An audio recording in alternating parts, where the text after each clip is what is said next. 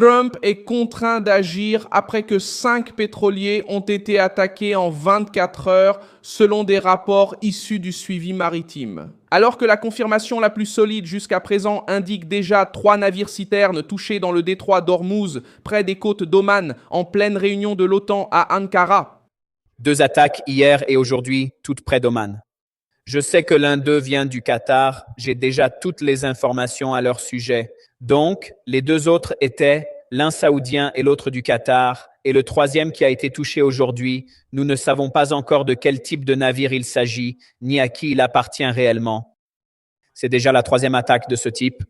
Selon des rapports récents, l'UKMTO a annoncé que le côté omanais est de nouveau ouvert au trafic et a déjà été élargi. La provocation a eu lieu près de la route d'Oman, un corridor que les États-Unis tentèrent de renforcer comme alternative au contrôle des gardiens de la révolution islamique. Trump, arrivé en Turquie, a mis la pression sur ses alliés, tenu un discours ferme contre l'Iran et promis un accord ou une action. Mais le régime iranien a répondu en mer, là où ça fait mal. Que va faire Trump maintenant? Pourquoi l'Iran a-t-il choisi cette route? Comment Washington compte-t-il éviter que le détroit d'Ormuz ne soit un péage de guerre? Je t'explique tout de suite. Si tu aimes ce genre de contenu direct et sans détour, pense à t'abonner parce qu'ici il y a des vidéos comme ça tous les jours. L'attaque principale a eu lieu entre la nuit du 6 juillet et ce mardi, 7 juillet 2026, dans le détroit d'Ormuz, le passage qui relie le golfe Persique au golfe d'Oman.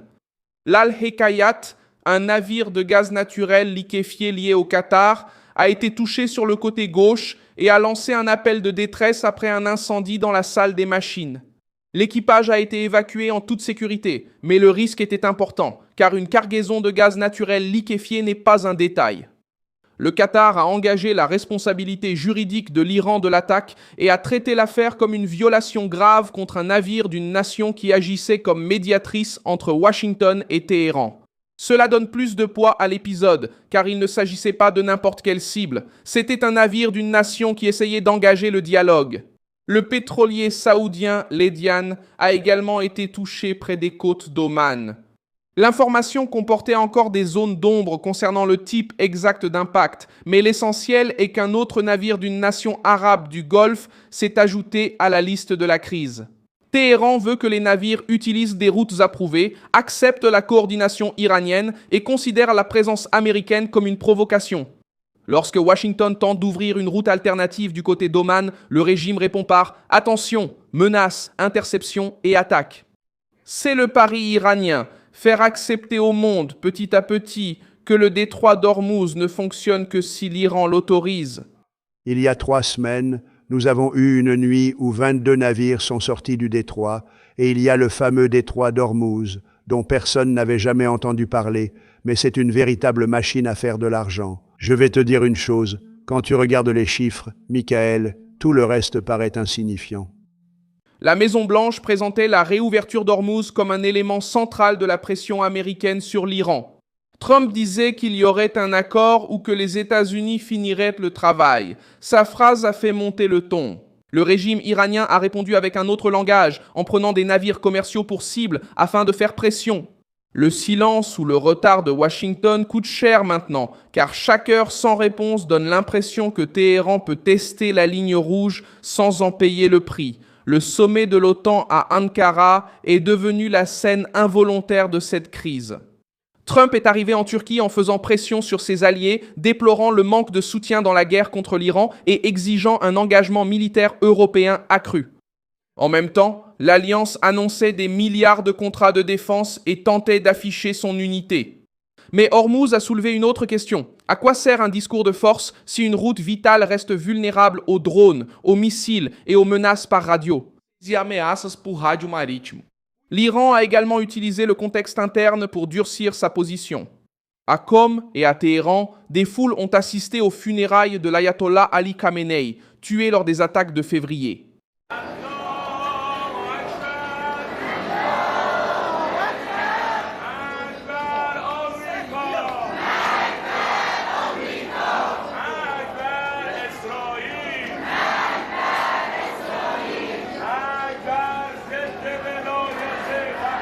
Le régime a exhibé ces images comme preuve d'unité et de résistance. Pour Téhéran, ces cérémonies sont devenues un carburant politique.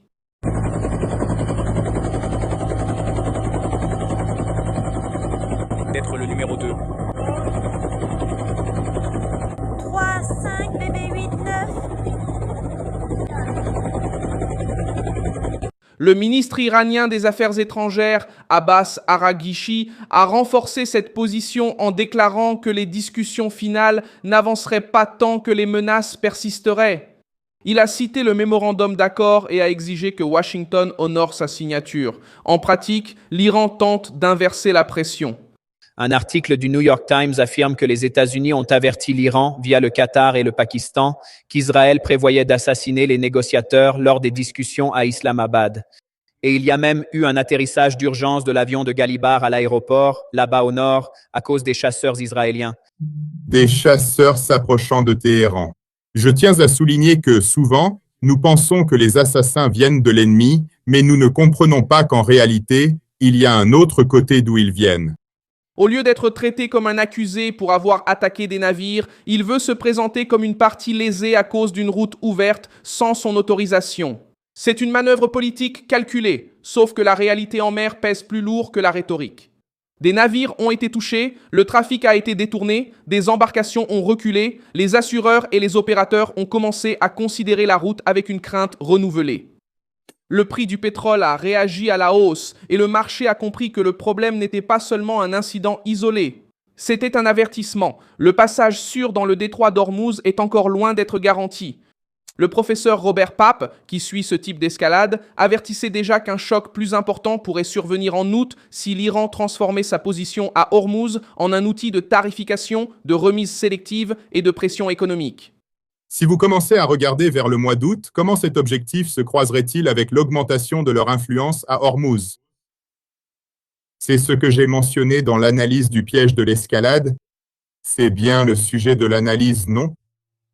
Et ce que je pense, c'est que, et c'est un scénario plausible, je dirais. Je ne dirais pas que c'est absolument certain, mais je pense que c'est le scénario le plus plausible.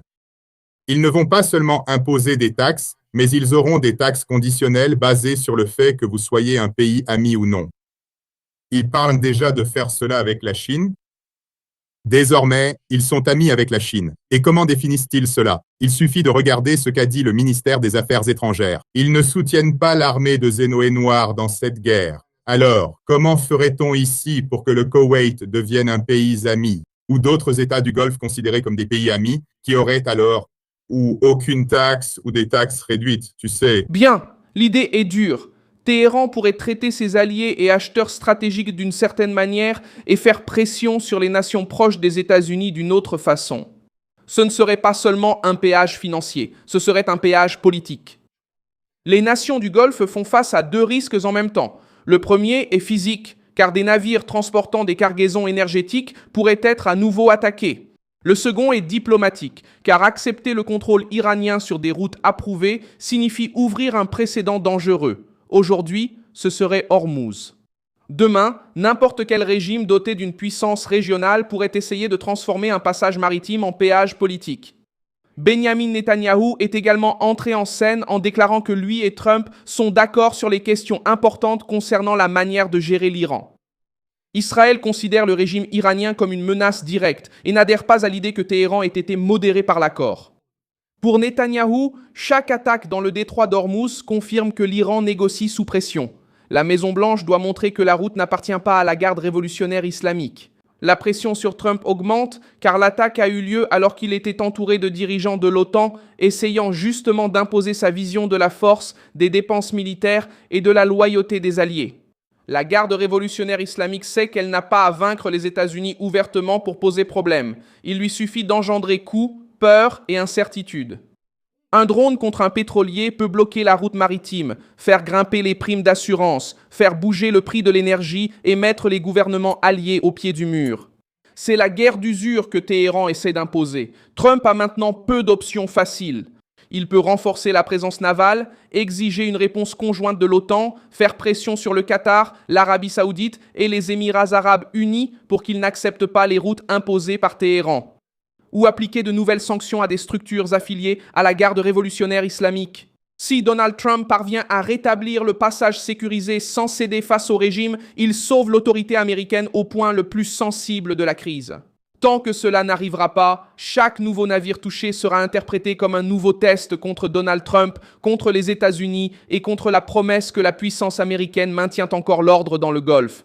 Merci beaucoup d'avoir regardé cette vidéo jusqu'à la fin. Soutenez notre projet et contribuez financièrement via la clé Pix qui apparaît à l'écran. Nous sommes une chaîne indépendante, attachée à vous tenir informés de la vérité. Votre contribution nous aide à continuer.